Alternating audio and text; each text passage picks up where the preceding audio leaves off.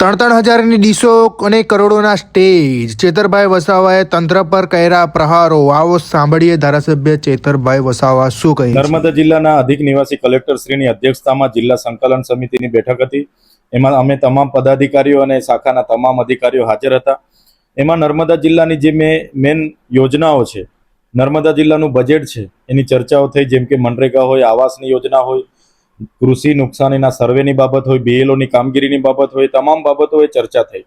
અને બીજા જે મહત્વની બાબતો છે કે નર્મદા જિલ્લામાં જે સરકારી કાર્યક્રમો ચાલે છે, જેમ કે શરૂઆતમાં વિકાસ પર્વનો કાર્યક્રમ હતો, બાદમાં વિકાસ મહોત્સવનો કાર્યક્રમ હતો, સાથે ગૌરવ યાત્રાનો કાર્યક્રમ હતો, એકતા પરેડનો કાર્યક્રમ હતો. તો આ તમામ કાર્યક્રમોમાં નર્મદા જિલ્લામાં ટ્રાઇબલ સપ્લાનના બજેટમાંથી, આદિવાસીઓના બજેટમાંથી જે કરોડો રૂપિયાના ખર્ચાઓ થાય છે એની મેં માહિતી માંગી, વિગતે માહિતી માંગી. પણ આજે મને માર્ગ મકાન વિભાગ સ્ટેટના જે એક એજ્યુકેટિવ એન્જિનિયર હતા એ ગેરહાજર રહીને આજે મને પૂરતી માહિતી મળી નથી.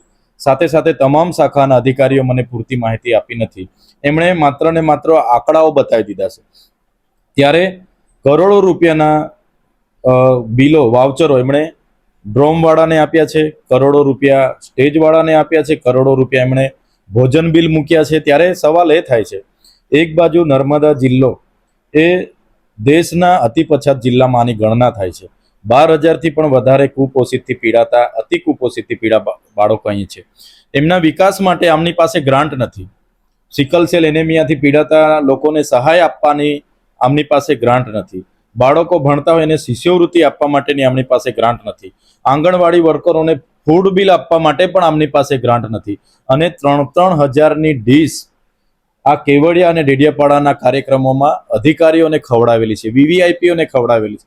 48 લાખના પાણીના બિલો મૂક્યા છે, 6 કરોડના બસના બિલો મૂક્યા છે એક પ્રોગ્રામના, અને 10 કરોડના સ્ટેજવાળાને ચૂકવણા કર્યા છે. તો 10 કરોડમાં તો નવું સ્ટેજ આવી જાય, 10 કરોડ મંડપવાળાને ચૂકવ્યા છે, 10 કરોડમાં તો બીજા 2 મંડપ આવી જાય.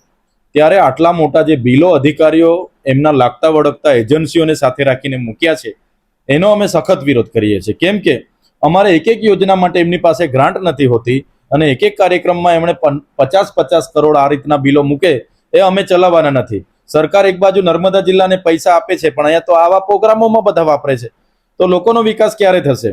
એ એક પ્રશ્ન છે. બીજું કે પ્રજાના પૈસે જે દિવાળીઓ આ લોકો કરી રહ્યા છે, દરરોજ એમના સરકારી કાર્યક્રમો પ્રજાના પૈસે જે થાય છે, એનો અમે વિરોધ કરીએ છીએ. જે પ્રજાના ઉત્થાન માટે પૈસા આવે છે, જે આદિવાસીઓની વિકાસ માટે ગ્રાન્ટ આવે છે, એનો ઉપયોગ આ લોકો એમના તાઇફાઓમાં કરે છે, એ અમે ચલાવવાના નથી. જે પણ અધિકારીઓએ, જે પણ કોન્ટ્રાક્ટરોએ કોઈ પણ નિવિદા ટેન્ડર વગર બારોબાર વાઉચરો મૂકીને કરોડો રૂપિયા જે નાણાંઓ સેરવી લીધા છે, એમની સામે આવનારા દિવસોમાં અમે નામદાર હાઈકોર્ટ અને નામદાર સુપ્રીમ કોર્ટના પણ દરવાજા ખટખટાવીશું. અમારી જનતાના પૈસા છે, એમના તાઇફાઓમાં, એમના બેનરો, પોસ્ટરોમાં, એમની લાઇટિંગોમાં, એમના સ્ટેજ, એમના પાણીના, એમના જમણવારમાં અમે ઉપયોગ થવા દેવાના નથી. અમને માહિતી મળી છે જે 3,000ની ડીશો એમણે જમાડી છે લંચમાં અને ડિનરમાં, એમણે લાખો રૂપિયાની ટી પીવડાવી છે, લાખો રૂપિયાના બુફે એમણે કર્યા છે. ત્યારે આ જમણવારમાં અમને માહિતી એટલા માટે લોકો આપી રહ્યા નથી કે એમાં ચિકન, મટન, ડ્રાય ફ્રૂટ અને ભલભલા ખર્ચાઓ એમણે કર્યા છે.